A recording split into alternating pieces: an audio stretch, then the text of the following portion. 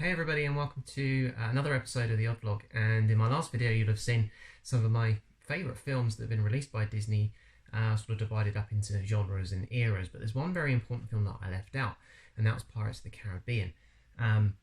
When Pirates of the Caribbean came out in 2003, little did I know then that actually it was going to have a major effect on me, and actually it's an origin story not for just me as a Disney fan, but even for this channel. So when the film came out, I instantly became a fan, and as they started to then grow the franchise, every time the film came out, I always saw it, I always liked it, really loved them. In 2012, when they released the fourth film, it was then that I suddenly realised that for me to be such a huge fan of Pirates of the Caribbean, I had to go on the ride. It wasn't enough just to be able to see these films or read the books or collect all the stuff, which I'm going to show you, but I needed to actually go to the park and experience the ride and see how it compared to the film and what the tie-ins were. And that really was the moment where I then became hooked in Disney parks, Disneyland Paris in particular. And where do we go from there? Well, then it just became a bit of a snowball effect, and pretty soon it was all Disney films that I started to watch and really appreciate that much more. And going back to the parks almost on an annual basis ever since. So it all really started with Pirates of the Caribbean for me. That was the light bulb moment that sort of turned me into a Disney fan, and that's how it all started. So I'm going to show you what's in here, something that I affectionately call the Pirate's Chest, guarded, as you can see, by Pirate Mickey. Now there's a lot of stuff in this chest, and it's all pirate related, some of it not Disney, but there's a lot of stuff, and I'm going to show you as much as I can in this video. Some things in here that I think are very cool, and there's all sorts of things from books and films to collectible items, and also quite a lot of cosplay stuff that you're going to see. I'll probably save it for another day for you to actually see the full cosplay costume on. It was originally designed or intended to become a kind of Jack Sparrow, but actually, having now been to WinterCon and seen some pretty amazing Jack Sparrow costumes, I think I'm just going to leave it as generic pirate number one, because it's okay. It's a work in progress, but there we go. So there's Pirate Mickey, but let's see what else we've got in the pirate chest. So it's pretty big, and there's all sorts of things in here, things that have come from parks, things that I've collected from various kind of Comic-Con events, all sorts of things, Disney store, things that I've got as presents as well. So this is just over the top of everything. So we've got this that came from the Disney store, just one of these bags. Of all the Pirates films, this one in particular was my least favourite, but there we go. I still like them, so it's not really that much of a problem. So, wow, okay, where do we start? Well, as I said before, there's a lot of cosplay stuff, so obviously every pirate needs a pirate sword, so there's that. And then if we're talking about weapons, we're also going to show you this as well. This actually came from Disneyland Paris, back in the days when they used to do these sorts of things. And when I was 5, I think, actually went to Disney in Paris for the first time in 1992, just after it opened, and bought a cowboy gun, which was quite realistic, and in fact it was so realistic that it caused my plane home to be delayed because they thought that I was a terrorist. So there we go. But luckily this one didn't prove to be too much of a problem, so that's just part of the costume. Now we're also looking at costumes and sort of accessories. We've got tons of maps that we've picked up. This is a map of Adventure Isle of Disneyland Paris. We've got some maps that I actually got from Disney World in Orlando, so that's actually a map of the Pirates of the Caribbean ride, and also an Indiana Jones one as well, but you know, they're all maps, they all look good as part of the costumes, so they're very important pieces. A few accessories to throw around. Obviously no pirate would be complete without a bottle of rum, so there's one of those in there. There may be others, including some that I actually made myself, so some Jack Sparrow rum. You know, it's all part of trying to build up this costume at the time that I was doing it. Now, one of the biggest things in here is going to be this, and this is effectively kind of my equivalent to pirate treasure, and that is the pins that I've collected. Now, a lot of the pins in here are pirates or Pirates of the Caribbean themed, including the stuff that's on the outside, which is obviously things like the medallions, the key, and other key rings that are from the film. A lot of these obviously come from Disney parks. I'm going to save what's in here for another video, so we're going to do that one after this. So stay tuned if you want to know what sort of pins I've got in here. And there's a lot of stuff. It's quite a heavy bag, but that lives in the pirate chest as well. Some smaller things as well. We've got Pirates of the Caribbean playing cards. These came from Florida, and these also came from Florida as well. If you've ever been there and you've ever done this, more maps, but these are from, I forget what it's called, but there's basically a kind of game that you can play in and around Adventureland at Walt Disney World, where you get given your map and you have to use your magic bands to try and find the clues, and every time you complete a map and you find all the clues, you get given a card, and I think the cards live in the pin backs. I'll show you those later on. So they're just a very cool souvenir, and we completed every map, and the reward for doing that is to get a fast pass for Pirates of the Caribbean, so that was kind of cool.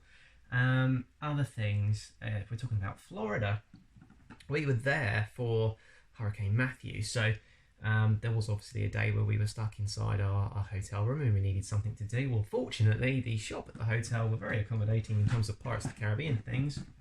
We were staying in Port Orleans French Quarter. We managed to get Pirates of the Caribbean Battleship.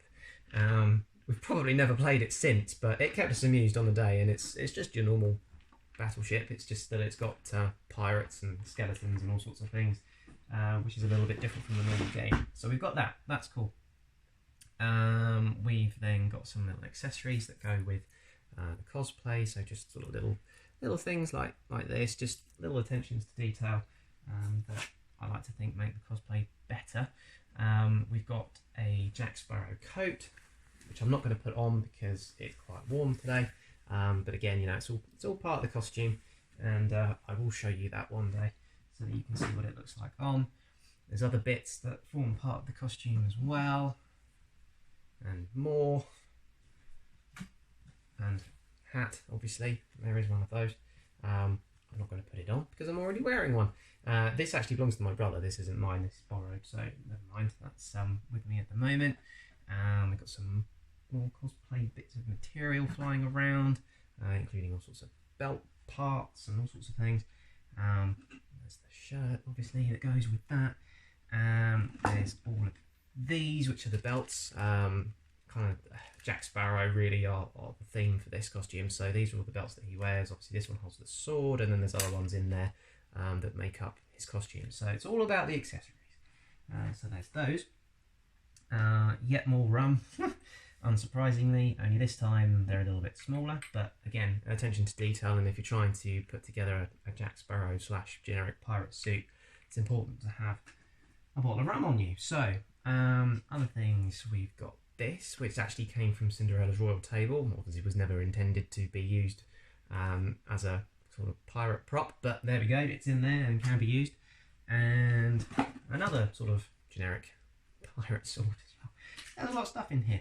A pirate's cup. I think this actually came from Florida, and someone bought this back for me because I don't think I bought this myself.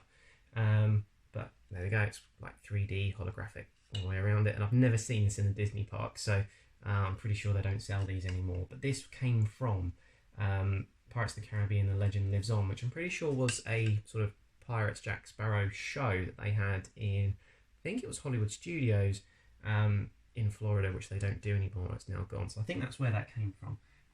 But yeah, that was something that someone got for me. We've also got this in here. This is, again, lots of little accessories like beads, necklaces, bracelets, that kind of thing. And again, it's just something to kind of add to the costume and build it up. Particularly if you are trying to go for a Jack Sparrow costume, it's all about the tiny little bits of detail that really make it work. Some other things in here. I've got this from Paris last year, which I think may actually have some chocolate coins in there somewhere. So I'm going to try and find the key, and I'm going to eat those. That was worth finding. We've also got this as well, which is kind of cool. This, the actual box itself we got from Paris, but the contents of it come from all over the place. I don't know if you can actually see that from the angle. These are the cards that I was talking about that you can win if you do those maps in Walt Disney World. What we also have in here, this is where I keep the medallions that you get from Disneyland Paris, something that I really wish they had more of, because I really, really like these. I think they're like €2 each. You just get quite a simple but very cool little souvenir to take away. And then from Florida, we've got hundreds and hundreds and hundreds of these pressed pennies. Quite a few of those. Really should I have an album for them, but there we go, they're in there. They make up this kind of little treasure chest that's in here, and I'm always looking to add to it. So every time I go to Paris now, I will buy the coins to put in here, and if I do eventually manage to get myself back to Walt Disney World, I'll certainly be getting some more pressed pennies to add to this as well. But press pennies you can get from everywhere, so there are also some in here from places like Portsmouth Historic Dockyard, because it's all nautical and ships and everything else, so there's a little bit of treasure there that can go with the costume as well. So away from the costume and away from the cosplay stuff, well then we've got the actual kind of films. They live in here with everything else. One thing that I do have are all of the soundtracks on CD. So for every single Pirates of the Caribbean film, I've got all of the music here. And the music is one of the things that I really love about Pirates. Not just from the films, but also from the rides. And I just love it. I can listen to that music all day, every day, in the car, walking to the train station, whatever it is. I can very, very happily just zone out listening to the Pirates of the Caribbean music because it's, I think, just amazing. Hans Zimmer obviously did a lot of it, although I don't think he did the more recent films, but he certainly did the original, and I'm a big fan of his music anyway, but certainly the pirate stuff I really, really love, so definitely needed to get the soundtracks, and that all lives in here. So, as well as the films, there's also the novels of Pirates of the Caribbean that were done, and this one was quite a rare find. I think I actually got this as a Christmas present, The Price of Freedom, and it actually tells a little bit of an origin story of Jack Sparrow, the Black Pearl, and also how he comes to know Lord Cutler Beckett, who appears in the second and third films. So it's a little bit of a backstory, but it's a big novel, it's a long read, it's a good read, and I'd certainly recommend it. If you can get your hands on a copy of this, definitely try to, because it's well worth, I was going to say watching, but reading. And then we come on to the film. So Salazar's Revenge, definitely not my favourite. I'm not really going to go into the details of these films, but to be honest, that's for me was the weakest of all of the Pirates films, which I know a lot of people won't agree with, because usually people will say that On Stranger Tides is the worst, but there's a big problem with this film in terms of the backstory that they give to Jack Sparrow and how he finds his compass, which completely conflicts with what happens in the second film. Second film or third film? Second, I think. And I genuinely got the feeling watching this that the directors or the writers had never seen a previous Pirates of the Caribbean film. So it frustrates me no end when I watch this, and unfortunately for me, it ruins the film. Plus, what they do to Jack Sparrow's character in this, I just think is awful. He's just so inconsistent. If you watch the first film and then this film, they're basically different characters. Whether that's because of Johnny Depp or the writing, I simply don't know. But at the end of the day, for me, it doesn't work. So, unfortunately, I didn't like that one particularly. And I genuinely came out of the cinema watching that thinking, please don't make any more, at the risk of ruining what I think is my favourite franchise of all time. So, other ones that we have in here, obviously, we've got, that was number 3, At World's End. Number 2, Dead Man's Chest, and number 1, the original. And yeah, these are the ones that I have on DVD, but there are Blu-rays in here too. So this is the one. This is the one that set me up pretty much for the rest of life as not just a Pirates of the Caribbean fan, but a generic pirate fan and a big Disney fan, from Disney films all the way through to Disney parks. So it's all because of this one, and I just absolutely love it. It's not just the music, but it's the characters, it's the storyline, it's the tone, it's the pacing. I just genuinely love this film, and it probably will be my favourite film for a very, very long time. And yeah, it all started with that. So there we go. There's some other pirate films in here which are not Disney, but ones that are, well, some of them are okay, some of them are awful. This one's not so bad, Cutthroat Island, if you've ever seen that. It's okay. It's a fun sort of pirate film. It's funny and it's quirky and it's a little bit different. It's certainly no award winner, but it's well worth a watch if you can get your hands on it. It's okay. It's a good fun film. And we've then got a couple of really god-awful films that were made. One called The Pirate and another one about Blackbeard. They're not very good. I only picked them up because they were pirate related, so there we go. As well as the films, we also have Pirates games. Somewhere around here I still have a PS2, but it's been a long time since I've actually played this. But it's called The Legend of Jack Sparrow, and it plays upon the stories that he tells in the first film, and it's just good fun. It's a good fun game. Again, no record breaker, but it's pretty good. Now the last thing in here is this, and this is where the Blu-rays are kept, and not just Pirates of the Caribbean, but one of my favourite sort of pirate TV shows as well. So here you go. This is the collection. So obviously we've got the original 4, if you like, which have now been re-released with these collectible sleeves. So of course I had to buy all of those. Really frustrated me that when the 5th Pirates film came out, they didn't automatically straight go to issuing the cardboard sleeve, hence I don't have it, hence it's not in here. And on the other side of this we've got Black Sails. If you've never seen Black Sails before, I really recommend it. It basically tells a bit of a prequel and the creating of the film Treasure Island. So it goes into quite a lot of backstory about the characters, how the treasure comes to be there. It's very good. It's quite gory, quite gruesome. If you're a fan of things like Daredevil and all of those kind of Netflix shows, it's, in terms of gore, probably one up from that. But if you can get past that and you're not offended by that or swearing, I definitely recommend watching Black Sails as as a generic kind of pirate program, film, TV show. It is fantastic. It really, really is that good. I loved it. So that's it. That is the contents of the Pirates chest. There is other stuff that I have, obviously t-shirts. This isn't the only one, there are others.